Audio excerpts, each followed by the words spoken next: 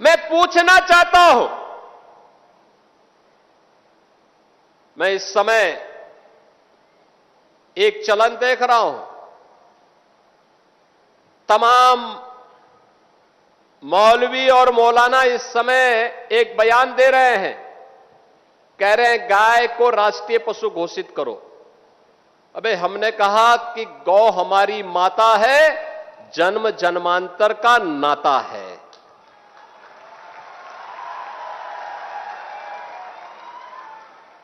क्या मां और पुत्र के बीच में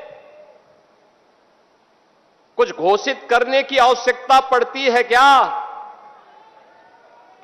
क्या किसी पुत्र को बताने की आवश्यकता पड़ती है कि तुम्हारी मां है, इसका सम्मान करो? ये हमारे संस्कार हैं। हमने अपनी मां के बारे में जो सम्मान का भाव रखते हैं वह भी, और हमने गाय को माता माना है, तो गाय तो हमारे लिए माता है, वह पशु नहीं। पशु तुम्हारी बुद्धि है, जो तुम हमारी गौ माता को पशु बोलते हो।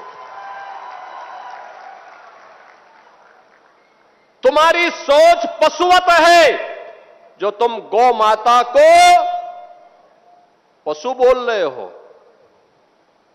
और तुम्हारा ये दोगलापन है कि जो एक और गौकसी को प्रश्रय देते हो। मैं देख रहा था बकरीद में तमाम उनके चेले चपाटे अपने सोशल मीडिया हैंडल पर बकर ईद पर गौ माता का चित्र दिखा करके कह रहे थे कि बकर ईद की बधाई दे रहे थे। लेकिन मैं उनको बोलना चाहता हूं, यूपी में गौ हत्या का मतलब जान रहे हो ना क्या होगा? वो जान रहे हो? तो अगर जान रहे हो तो फिर अपने चेले चपाटों को समझा लो, नहीं तो कई कई पीढ़ियां याद करेंगी गौ माता के साथ किसी भी प्रकार की कोई हिमाकत की। तो मैं पूछना चाहता हूं, ये वही लोग हैं जो हमारी गौ माता को कह रहे हैं कि राष्ट्रीय पशु नहीं। अरे गौ माता तो स्वघोषित राष्ट्र माता है, उसको किसी को राष्ट्र माता घोषित करने की आवश्यकता नहीं। वैसे ही जैसे हमारी माता के बारे में किसी को परिचय देने की आवश्यकता नहीं पड़ती, जैसे गंगा माता के बारे में किसी को परिचय देने की आवश्यकता नहीं। हम सब गंगा माता की आरती करते हैं, गंगा पूजा करते हैं, अपने साथ गंगा पुत्र जोड़ करके अपने को सम्मानित महसूस करते हैं। हमारे तीर्थ मां गंगा के तट पर हैं, हमारे सारे संस्कार मां गंगा के तट पर संपन्न होते हैं। क्या कोई हमें बताएगा कि गंगा हमारी माता है? ये स्वतः स्फूर्त घोषित है, किसी आक्रांता कोई बताने की आवश्यकता नहीं। ये हमारे संस्कार हैं। हमने गौ को माता माना है, हमने गंगा को माता माना है। आपने देखा होगा बकरीद के अवसर पर किस किस प्रकार की हरकतें हो रही थी। वो तो गनीमत है कि सरकार ने पहले से ही कदम उठाए हुए हैं, तब शांतिपूर्ण तरीके से पर्व और त्योहार हो पा रहे हैं। नहीं तो पश्चिमी उत्तर प्रदेश में तो गनीमत थी जी, सबके बारे में बड़ा मुश्किल होता था। रामनवमी, शिवरात्रि, जन्माष्टमी, दुर्गा पूजा, कावड़ यात्रा, ये सब सपने हो गए थे। बेटी स्कूल नहीं जा पा रही थी, व्यापारी सुरक्षित नहीं रह पा रहा था।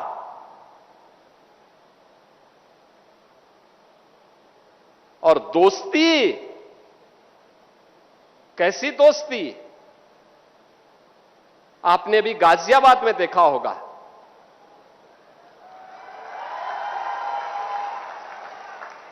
दोस्ती की आड़ में छुरेबाजी, ये स्वीकार्य नहीं और कतई स्वीकार्य नहीं होगा। अगर कोई अपनी नालायक औलाद को समझा नहीं पा रहा है तो समझो कि गलती कर रहा है। गलती कर रहा है।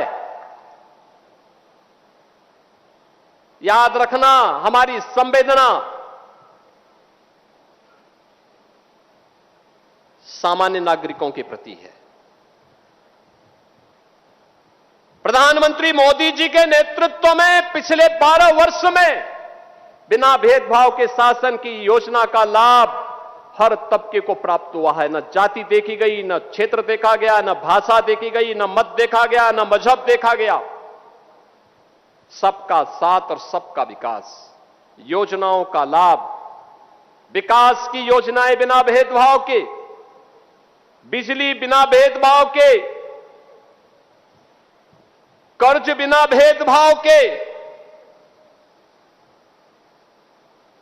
बिना भेदभाव के शासन की योजना का लाभ। लेकिन देश भी तो अपेक्षा करता है कि संवेदना दिखाई दे, लेकिन वो संवेदना गायब वहां पे। और बहनों और भाइयों, इसीलिए मैं भी आपसे कहने के लिए आया हूं, यही कहने के लिए मैं भी आया हूं आज। हम सबको इस बात को ध्यान में रखना होगा, हम सबको इस बात को ध्यान में रखना होगा कि अहिंसा और करुणा ये मानवता के भूषण हैं, किंतु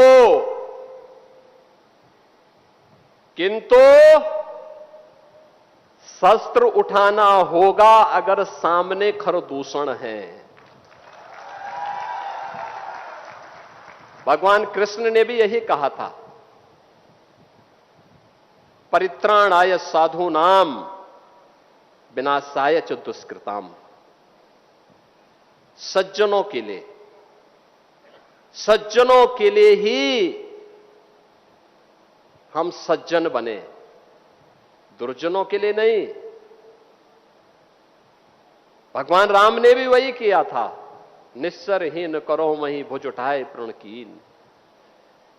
एक ही लक्ष्य था, इस धरती को राक्षस विहीन कर देंगे, क्योंकि ये ऋषि मुनियों को, सामान्य नागरिकों को, गरीबों को, बहन और बेटियों की इज्जत के साथ खिलवाड़ कर रहे हैं।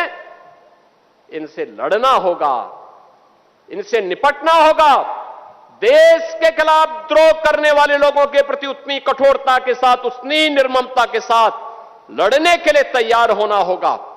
और आज का ये समारोह जो यहां पर हो रहा है, बहनों और भाइयों, उसी का हिस्सा है। एक संदेश देने का कार्यक्रम है